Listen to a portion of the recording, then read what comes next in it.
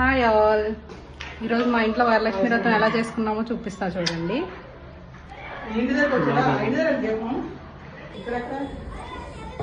9 రకాలు పలహారాలు చేశాను. పువ్వులు, అంటిపళ్ళు, తాంబూలం ఇచ్చాను. 9 రకాల పలహారాలు చేసి పళ్ళు అమ్మవారికి ఇలా అలంకరించుకున్నాను. అమ్మవారి వెనకాల ఇలా అలంకరించాను. బాగుంది, నచ్చింది. మీకు కూడా నచ్చినట్టయితే. హాయ్ ఫ్రెండ్స్, ఈరోజు పూజ అయిపోయింది. వరలక్ష్మి వ్రతం కంప్లీట్ చేస్తాం.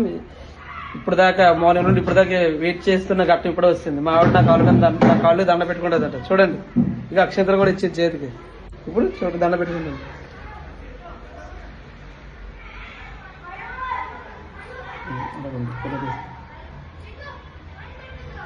పట్టణంలో చారుమతి అనే